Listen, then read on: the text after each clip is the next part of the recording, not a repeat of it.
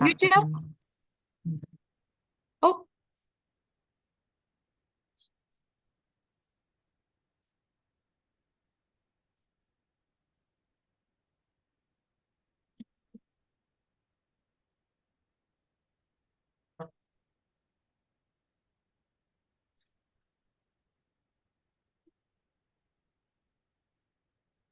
oke, udah bisa dimulai? Oke.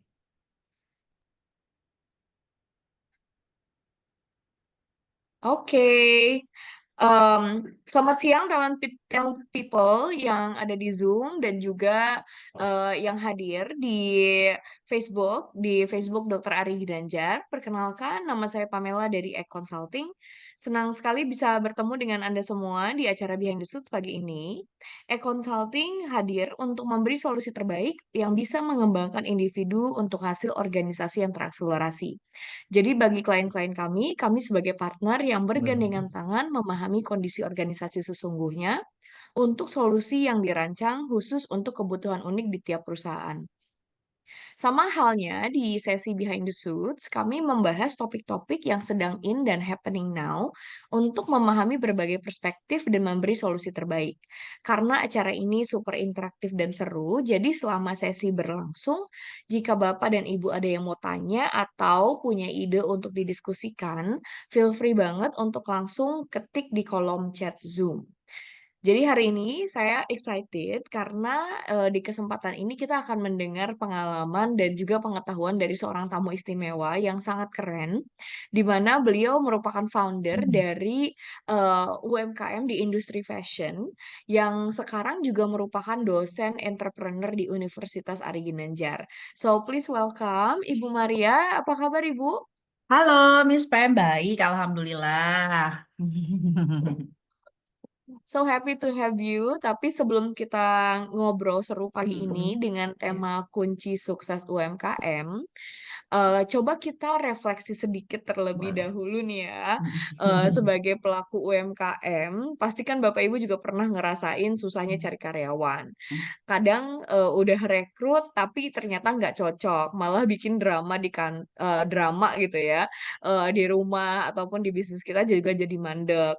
Nah, ternyata permasalahan ini bukan sekedar drama ya, bukan sekedar drama bisnis, tapi ternyata 33% UMKM merasa kesulitan untuk dapat karyawan yang tepat. Dan inilah yang bisa bikin produktivitas turun drastis dan seringkali kayak kita akan nemuin banyak karyawan kita kok gampang kabur gitu ya. Ataupun misalkan punya partner bisnis kok gampang nipu ya. Bahkan kalau sampai salah rekrut, biayanya bisa 3 kali lipat lebih mahal dibanding gaji si karyawan itu sendiri. Karena kita harus berinvestasi nyari orang baru, trainingin orang baru, dan waktunya terbuang sehingga achievement kita juga terhambat. Jadi mungkin ini salah satu yang bisa bikin Bapak Ibu merasa relate dan topik ini menarik banget bukan karena karyawannya tepat, tapi jadi bukan hanya kita membutuhkan rekrutmen yang tepat dan itu bukan hanya tentang mengisi posisi yang kosong, tapi betul-betul memikirkan siapa yang tepat di dalamnya gitu ya. Nah, sebelum itu, boleh kita lihat dulu nih apa sih perbincangan di sosial media atas pebisnis-pebisnis UMKM dan kerisauan mereka dengan mencari karyawan yang tepat. Boleh silahkan videonya dimainkan.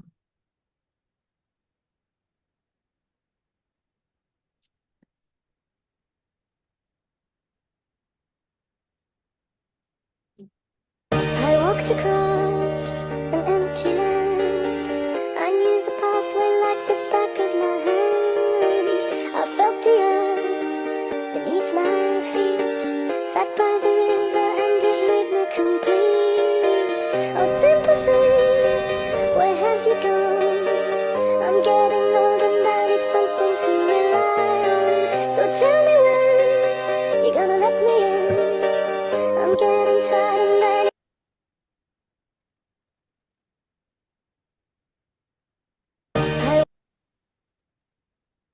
Banyak UMKM yang ngeluh susah banget nyari karyawan yang bagus. Masalahnya kebanyakan dari mereka juga nggak ngerti standar karyawan bagus tuh gimana. Kebanyakan dari UMKM tuh nggak punya KPI yang jelas atau Key Performance Index. Jadi kebanyakan nganggap bagus nggak bagusnya karyawan itu berdasarkan subjektif aja dari si owner nih ngerasa ini kerjanya nggak becus. Padahal mereka juga nggak punya standar, nggak punya KPI, nggak punya SOP mungkin. Jadi wajar karyawan itu selalu salah, selalu dibilang nggak bagus. Buat lu yang ngerasa kayak gitu, mendingan pertama-tama lu bikin dulu yang namanya KPI, Key Performance Index. Jadi di situ lu bisa nerapin standar-standar apa yang seharusnya karyawan lu lakuin gitu. Kayak misalnya lu punya sales. Sales telat menurut gua nggak masalah, karena dia kerja itu kan bukan berdasarkan waktu. Sales itu diukur kan dari omset pencapaian dia. Nah, kalau dia mau kerja sehari 6 jam tapi kalau omsetnya bagus ya gue nggak ada masalah juga kan. Dan juga selain KPI banyak banget UMKM itu juga belum punya SOP yang jelas. Misalnya kayak di Willoy, dia walaupun kerjanya cuma goreng ayam tapi di situ gue udah kasih SOP mulai dari besarnya api itu seberapa, terus panasnya minyak itu berapa derajat, maksimal jumlah ayam yang bisa dicemplungin dalam satu waktu itu berapa, itu udah gue atur dalam SOP yang cukup detail. Jadi gue nggak bakal ngejudge karyawan gue jelek itu cuman karena subjektif gue doang. Selama dia menjalankan SOP dengan baik, terus juga secara KPI-nya itu masuk, berarti dia fine-fine aja gitu. Walaupun dia melakukan kesalahan yang biasanya normal terjadi kayak telat tadi misalnya. Jadi buat lu, sebelum lu ngejudge karyawan lu periksa dulu di bisnis lu tuh udah punya KPI atau SOP yang jelas belum. Banyak UMKM. Menarik banget ya, Bu Maria. Boleh Iya. dong kalau buat Bu Maria sendiri gitu ya sebagai pelaku UMKM, seberapa relate kedua konten tadi tentang UMKM dan apa yang sedang Bu Maria jalanin sekarang? Oke, jadi kalau misalkan kita lihat kedua konten tadi itu cukup relate ya, Mbak Pem ya. Kenapa relate gitu ya? Ya itu tadi setuju gitu kan ya. Karena kan kalau sebenarnya tuh UMKM itu kan apa namanya usaha kecil, mikro, menengah gitu kan ya. Dan mereka itu ada levelnya masing-masing gitu kan ya. Ketika starting mereka mulai kan dari mikro dulu kan. Gitu. Kalau saya sih kan dari yang ya mikro lah gitu ya. Terus kemudian ya itu tadi gitu kan ya, ketika punya karyawan gitu kan ya, sebenarnya tuh bisnis baju ini tuh udah bisnis yang kesekian, Mbak Pem gitu kan. Saya Oh, dulu, iya bisnis itu udah bisnis yang sekian. Justru saya dulu mulainya dari bisnis bubur ayam dengan brand Bukan Haji Sulam ya di tahun 2013-an gitu kan. Sampai akhirnya saya bisa franchise gitu kan ya. Terus ya alhamdulillah lah saat itu lumayan kan gitu ya. Terus ya itu tadi sih problemnya udah dari bisnis pertama gitu yang dijalanin itu pasti sama karyawan gitu. Karena memang mungkin kita nggak tahu knowledge-nya kali ya Miss Pem ya. Betul setuju tadi apalagi kita sebagai business owner itu kecenderungannya kadang suka subjektif. Kenapa? Karena kita tidak mengukur indikator-indikator keberhasilan pekerjaan dari setiap karyawan itu seperti apa gitu, dan itu ya sepakat sih sangat-sangat relate sih gitu dengan actually bagi para business owner gitu. Seperti itu sih Mbak Pem gitu. hmm. Jadi boleh cerita dong gimana Boleh. akhirnya dari Hmm. bubur harusnya kok Mm-mm. jadi fashion gitu. Kayak what did you Boleh. go through? Pasti kan ada sesuatu yang membuat lu tuh kayak berubah haluan Iya betul. Jadi dari dulu bikin kayak makanan gitu ke Heeh, yang heeh. apa-apa gitu. Bener.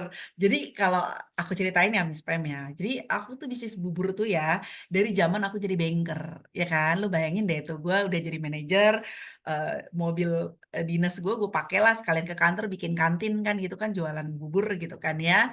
Terus kemudian pada saat itu sebenarnya kalau makanan itu pasti capek banget sih Mbak Pem gitu ya.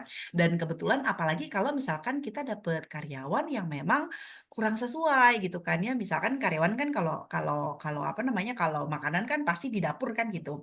Ini kadang-kadang tuh Miss saking ngerasa nggak percayanya gitu sama karyawan, kadang-kadang itu untuk urusan hal dapur itu tuh aku harus turun sendiri gitu, harus ngecek kayak gitu kan. Sampai tuh tidur tengah malam gitu kan ya. Terus mungkin lama-lama karena siklus kerjaan yang banyak juga gitu kan ya, terus kemudian karena problem sama karyawan juga gitu kan dan lain sebagainya ya akhirnya ya qadarullah kemudian itu apa namanya ya selesai lah gitu ya. Lanjut lagi ke bisnis bakso gitu kan ke sop iga dan segala macam lah ya gitu. Tuh sebenarnya gitu kan karena tadi sih sebenarnya memang waktu itu kan aku masih belajar ya di makanan itu kan SDM tuh sangat sangat dibutuhkan. Maksudnya sangat perannya itu Iya, sangat krusial, ngerti nggak sih Miss gitu kan? Karena iya. buat di Dan dapur apalagi kan. punya day job gitu. Iya, betul gitu kan ya. Oh, Terus ya apalagi kalau kita ngelihat tuh kayaknya ini masih belum bisa kita lepas nih gitu kan ya. Mau nggak mau kan kita sebagai owner harus turun juga dengan keterbatasan aku juga yang memang sambil kerja juga ya. Maksudnya saat itu gitu kan. Udah akhirnya iya. berjalannya waktu ya udahlah kayaknya aku selesai deh di makanan gitu kan. Karena waktunya tuh terlalu habis sih gitu sebenarnya. Ini pilihan sih Miss gitu ya. Ini pilihan. Terus kemudian akhirnya tuh mikir lagi nih Miss kayak aku tuh suka belanja sih basically-nya suka beli baju sih sebenarnya gitu kan. Terus kemudian ada di satu kondisi dulu sih Miss sebenarnya kan gitu ya. Ada di satu kondisi yang kayak kondisi ekonomi aku tuh ketika keluar dari bank gitu ya. Ya Miss tau lah gitu kan ketika kerja di bank gitu kan dengan penghasilan sekian segala macam terus tiba-tiba aku resign gitu kan. Resign aku pilihlah jadi pengajar kan gitu ya kalau dulu tuh kan gitu. Dengan pasti tuh jauh banget dong Miss jomplang lah gitu. Ketika jadi banker sama ini akhirnya dari situ aku mutusin kira-kira aku bisnis apa ya yang bisa membuat apa namanya income aku seperti aku kerja di bank kan gitu. Namun pada saat itu karena problem ya namanya kehidupan tuh naik turun tuh sampai tabungan tuh kayak bener-bener habis gitu kan. Nah sampai akhirnya gitu kan karena aku suka baju nih aku lihatlah temanku gitu kan di Facebook waktu itu kok dia jual bajunya bagus-bagus ya gitu kan. Nah waktu itu kayak baju kayak gini yang kayak aku pakai gitu kan tenun gitu kan batik gitu kan. Nah dia konveksi gitu kan. Nah, waktu itu ya akhirnya aku memberanikan dirilah gitu kan dengan modal 700.000 lah waktu itu gitu kan ya. Nah, cuma kan kalau untuk retail tuh gak akan pernah besar ya, Miss. Mau sampai kapan lo jualan cuma satu dua? Maka gue harus mikir kayak gimana caranya gue bikin reseller gitu. Tapi gue gak punya modal gitu waktu itu ya. Jadi akhirnya itu ya udah karena memang nih ada kaitannya dengan talent DNA sih, Miss nanti ya. Karena aku orangnya adalah apa bisa mempengaruhi orang gitu kan ya akhirnya membuat perjalanan bisnisku saat itu jadi lebih mudah gitu ya jadi mereka mau tuh transfer dulu Miss gitu kan uangnya ke aku setelah itu aku baru kirim barangnya gitu kan dengan pendekatan dan juga teknik komunikasi kan gitu itu ya Hmm. akhirnya dalam setahun itu aku bisa jual ribuan baju tuh dari Facebook dulu jualannya ya dari konveksi cuma balik lagi ya namanya tadi tuh yang kedua kan ada video tuh tentang mitra gitu kan bisnis itu kan pasti ada mitra ya gitu kan ngelihat kita oh penjualan kita oke barang dia habis sama kita diambil untuk dijual gitu ya muncul deh berbagai macam konflik kan gitu ya konflik yang di luar yang ekspektasi kita sampai akhirnya 2019 aku baru bikin brand aku sendiri jadi 2019 Hmm. itu karena aku tahu nih Miss nge-hire nge-hire apa namanya karyawan itu luar biasa apalagi satu belum ada ilmunya aku mutusin bahwa ya aku pengen produksi baju tapi aku nggak mau punya karyawan jahit gitu kan ya gitu ya jadi akhirnya aku bekerja sama dengan salah satu konveksi gitu kan ya dengan sistem ya udah pembayaran hanya jual apa hanya order bayar pada saat aku jahit aja gitu kan dan aku hanya punya karyawan inti aja gitu kan yang memang support di penjualan di packing seperti itu sih Miss ceritanya gitu yang alhamdulillah Hmm. brand Ethicnesia masih survive sih sampai sekarang gitu Miss. Wow. Em, Dirimu inget nggak sih Hmm. karyawan pertama yang direkrut? Ingat sih, karyawan pertama yang direkrut itu usianya itu waktu itu kayaknya nggak sekolah ya, kayaknya sekitar empat Hmm. empat 15 16 tahun sih, ingat banget deh. Waktu Oh, aku bisnis makanan iya, iya, iya. 16 tahun gitu kan dan itu juga aku bajaknya tuh kayak ah ini ada orang tuh kayaknya kerja di sebelah gitu kok kayaknya anaknya baik ya subjektif tuh tadi tuh gitu karena Iya. ya subjektif lah gitu kan sorry Mm-mm. iya bener subjektif lah gitu kayak jadi kayak ini Miss jadi aku Iya. dulu di bank gitu kan di kantor cabang aku sebelahnya ada kayak toko gitu so aku ngeliat kayak karyawan tuh dari Mm. subjektifnya aku kayak aku tuh kayak ih kayaknya anaknya baik ya kasihan aku tanya-tanya ternyata gajinya kecil nggak cukup Sering buat banget tuh makan. kita tuh Iya, masuk ke dalam lubang itu tuh kayak, iya, kasihan banget kayak iya, gitu kan. betul, betul. Kayaknya baik, kasihan banget. Iya, Itu itu. sangat oke.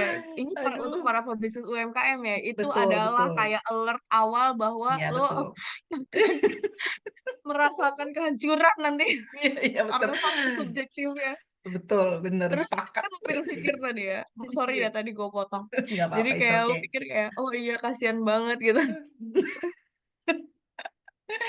Itu emang problem And then sih what gitu. happened? Iya betul kan, terus akhirnya ya udah kasihan banget gitu ya, sampai kayaknya pas-pasan gitu, kayak gimana sih Miss anak 16 tuh kulemek, kasihan lihatnya gitu, ya udah deh kamu kerja sama saya aja gitu kan. Itu sih sebenarnya itu, wah itu kan itu juga berakhirnya nggak bagus sih. Jadi dari situ aku belajar sih sebenarnya gimana ya caranya tuh untuk rekrut orang tuh yang tepat gitu ya, bukan dasar subjektif paling penting sih Miss gitu. Terus akhirnya sukses. No, kan Oh aku no, bilang oke, no boleh gitu cerita ya. what happened? Jadi kayak Jadi tuh apa sih jadi tantangan terbesar di dalam eh merekrut mm-mm. orang-orang ini? Mungkin bukan hanya yang tadi kita omongin Ya aja, tapi betul apa betul. sih biasanya tantangan Ki- terbesarnya gitu, Bu? Jadi sebenarnya kalau menurut aku ya tadi ya karena dasar perekrutannya tadi adalah dasar kasihan, dasar empati gitu kan ya. Terus kemudian kadang tuh kayak kita ngerasa udah kasih yang terbaik gitu ya Miss gitu ya, maksudnya kita memperlakukan ya semua orang pasti ada kalau aku sih ngerasanya gitu ya, nggak tahu juga kan itu selalu memperlakukan orang tuh kayak dengan baik gitu kan ya.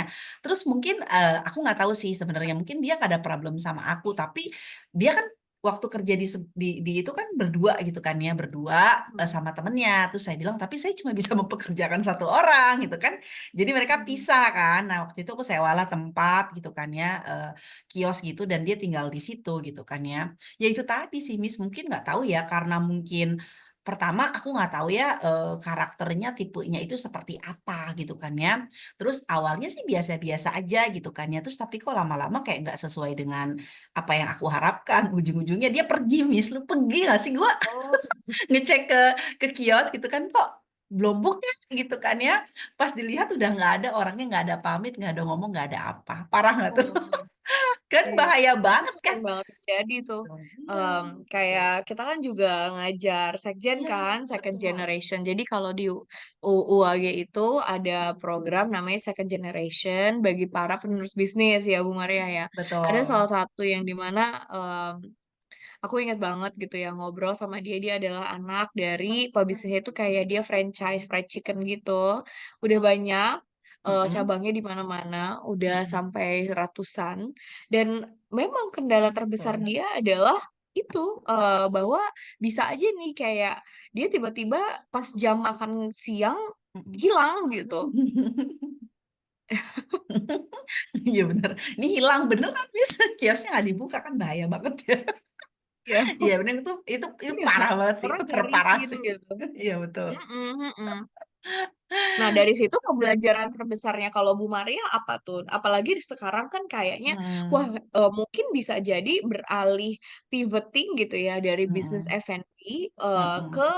malahan bisnis retail gitu ya, Betul. retail Mm-mm, mm-mm, merchandising kayak mm-mm, pakaian segala macam. mm-mm, mm-mm. Apakah itu pun didorong karena susahnya SDM gitu? Yes, Karena kan makanan lebih rely on SDM yes, kan, kayak yes, banyak yang nggak betul. bisa kita kontrol gitu. Betul, setuju. Betul sekali, Miss gitu. Karena bisnis makanan itu kan memang dia menurut aku nih ya, menurut aku yang aku rasain membandingkan antara bisnis makanan dengan bisnis fashion itu adalah bisa 3 kali lipat capeknya bisnis makanan ya menurut aku gitu kan ya. Karena memang dia tuh kan produksi gitu kan dan segala macam gitu kan ya. Terus kemudian apa namanya itu tadi dan ya itulah Kak, lebih complicated ya kalau bisnis makanan. Kadang kalau misalkan problemnya juga kadang ya itu orang ke ini ya, terus ada lagi ganti ke orang kedua gitu kan ya. Ya ampun, kan bisnis makanan itu nggak bisa yang kayak menyek-menyek gitu ya sih Miss gitu, yang kayak lamban gitu ya, ntar dia pernah tuh dulu Miss, aku pernah nih kayak goreng kerupuk itu sampai sampai gosong. Terus Mhm. gue ya model-model kayak gitu. Terus bubur pernah Oke. pas produksi bubur gitu ya, buburnya jadi air gitu kan ya. Nah, ini Mhm. tuh aduh kata aku tuh udah yang kayak, jadi kayaknya tuh aku sendiri sebagai owner tuh nggak bisa lepas gitu kan ya, karena ya itu Mhm. tadi sih gitu kan. Ya itu tadi sih sebenarnya kesulitannya itu adalah seperti itu sih Miss, kurang lebih karena bisnis makanan itu terlalu ketergantungan kepada orang sih seperti itu. Dia Mhm. agak susah untuk disistematiskan menurut aku gitu ya, beda dengan fashion gitu pada saat itu. Pikirku Oke. gitu sih gitu. Dan mungkin menurut aku juga menambahkan kayak pain point dari bisnis UMKM adalah kita bukan hanya orangnya nyari Betul. orang yang bisa Mm-mm. kerja, Betul, tapi setuju. kita juga nyari orang yang cocok sama Mm-mm. kita. Betul. Karena kita akan sangat apa ya interaksinya Mm-mm. itu lebih intimate, lebih banyak lebih intens sama si Mm-mm. orang tersebut. Jadi kadang-kadang kita jadi mau nggak mau harus pakai feeling nih orang bakal cocok nggak sih sama saya Oh, gitu ya. betul. Boleh dong kita tunjukin talent Hmm, DNA-nya Bu Maria oke. untuk kita bisa lihat apa sih sebetulnya kecenderungannya Bu Maria, Mm-mm. mimpin bisnisnya kayak gimana, leadershipnya kayak gimana, yang Mm-mm. sehingga sebetulnya ini bisa menjadi acuan Bu Maria harus cari orang yang seperti apa untuk mengkomplimen Betul. gitu ya. Betul. Oke, boleh silahkan ditunjukkan. Nah, jadi kalau misalkan aku lihat di sini, Bu Maria itu nomor satunya sociable. Jadi dipastikan Bu Maria seringkali adalah yang membangun network siapa nih yang mau beli barang gue gitu, Gitu. yang banyak bercuap-cuap di luar Mm. sana gitu ya. Yang sehingga untuk si si orang ini, si SDM ini adalah orang yang Bu Maria harus pastikan dia bisa kerja gitu. Hmm. Dia bisa kerja di belakang mensupport gue yang lagi cari customer nih, gitu nggak sih, Bu? Betul banget, setuju gitu, setuju. Bener gitu. Mm-mm. Jadi kadang kalau pas waktu fashion pun aku butuh orang yang cepet gitu, pas respon ketika ada ngechat klien gitu kan, customer, terus Mm-mm. packing gitu Iya, kan itu emang setuju karena aku speednya itu kalau ngejar itu luar biasa gitu kan dan orang di belakangnya tuh iya. harus ikut lari sih gitu. Mhm. Dan juga apalagi gini ya, orang kan kalau Bu Maria itu accountable gitu. Jadi selalu Mm-mm. mengemban amanah. Dan Mm. seringkali ketika si orang ini nggak becus, lu tuh Mm-mm. kayak gampang banget untuk langsung ikut terjun juga gitu. Karena Yes. kayak susah banget buat percaya sama orang kan. Kalau misalkan dia itu nggak kelihatan emang nggak bisa deliver gitu. Setuju, sepakat. Justru malahan kalau misalkan kita lihat dari talent DNA ini, Bu Maria perlu eksekutor gitu, yang Bu Maria bisa percaya, yang di mana dia cukup diajarin sedikit tapi udah langsung paham gitu ya. Hmm. Yang udah siap jalan, tapi PR-nya juga adalah, ini mungkin bukan permasalahannya Bu Maria, tapi juga Bapak Ibu di luar sana yang punya bisnis sendiri. Problematikanya adalah siapa yang bisa gue percaya bukan hanya percaya kerjaannya tapi jujur. Hmm. Karena di mana kita gimana bisa bagi tugas kalau misalkan gue aja nggak bisa apa ya pastikan that you will be honest about what kayak lu bakal pegang uang, lu bakal interaksi sama klien yang lainnya gitu ya. Mm-mm. Betul. Mm-mm. So, apalagi kalau Bu Maria kan mobile, jadi prinsip itu sesuatu yang memang sangat dijunjung tinggi juga Hmm. gitu. Hmm. Jadi betul-betul harus align dengan ya Bu Mariahnya sendiri, value-valuesnya Bu Maria. Jadi screeningnya itu bukan hanya kerjaannya, tapi juga prinsip-prinsip dia, values-values dia yang akan menyasar ke dirinya seperti itu ya. Betul banget, Miss. Mm-mm.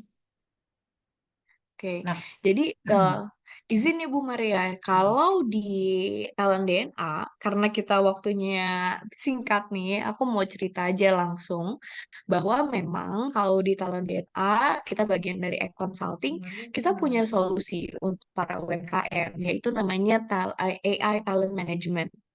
Ini adalah namanya Talent Finder, terutama yang dimana di dalam Talent Finder ini, Bu Maria betul-betul bisa memetakan orang yang tepat di tempat yang tepat, gitu. Ini hanya sebagai contoh, jadi Bu Maria bisa pilih nih siapa ya, mungkin di sini ya, ini contohnya sebagai programmer, sebagai sales gitu ya. Siapa sih orang-orang yang paling tepat dan kita kerjasama menggunakan AI kerjasama dengan apa yang dimana mereka satu-satunya pemilik GPU AI Sovereign Indonesia dari Nvidia yang dimana kita bisa petakan secara natural orang itu dengan talentanya seberapa cocok sih dia untuk mengemban pekerjaannya gitu. Dan kalau kita lihat dia cocok, kita juga bisa lihat apa sih talent DNA-nya dengan hanya mengisi dalam 20 menit, apa yang membuat dia sukses dan apa yang membuat dia stres, dan bagaimana ini sebetulnya relate dengan diri kita sendiri sebagai pebisnis gitu. Dan di sini sudah tertera kayak analisa talentanya seperti apa sih pekerjaan yang dia bisa tanggung, dia bisa emban gitu ya.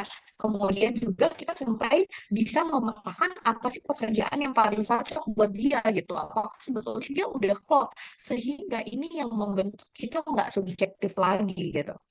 Kita betul-betul ngelihatnya bukan atas dasar aduh kasihan pengen gue tolongin gitu ya. Itu sering banget tuh kayak para pebisnis UMKM kita terjebak di dalam itu yang ternyata itu malah menggerogoti bisnis kita sendiri. Nah, dengan asesmen ini menjadi sangat objektif. Kita jadi tahu apa peran yang paling tepat dan kita tahu juga bagaimana kita bisa mengembangkan orang ini.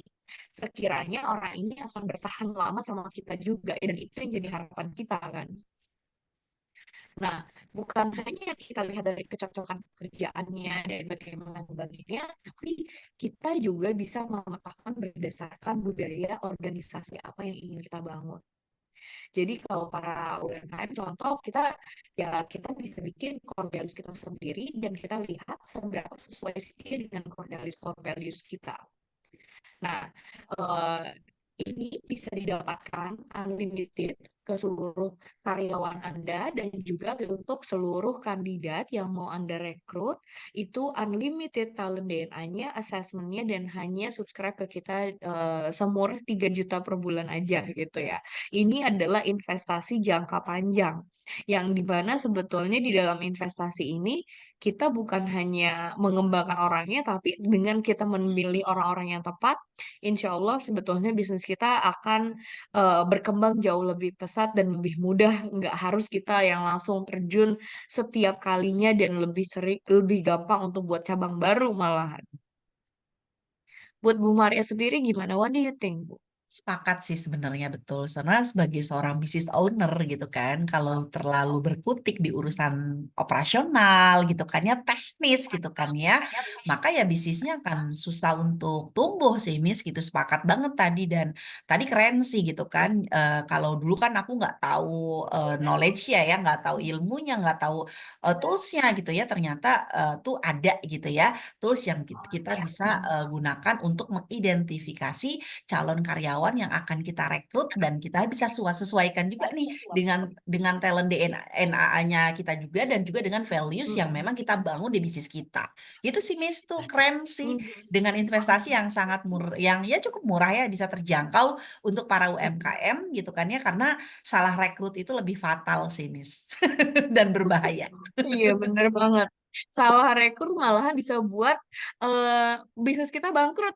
Yes, tadi gue bilang bisnis pembelajaran dari aku bisnis makananku sampai bangkrut karena salah rekrut apa namanya karyawan juga gitu kan salah satu faktornya gitu sih Miss. So, kita udah di penghujung sesi. Terima kasih Oke. banyak nih Bu Maria atas sharing pengalamannya, Sama-sama. kisi-kisinya, dan juga mungkin jatuh bangunnya di dalam Hmm, pembangunan bisnis sendiri gitu ya. betul. Dan di sini kembali kembali lagi, terima kasih atas waktunya dan obrolannya yang seru. Jangan bosan-bosan untuk kita undang ke Behind the Suit.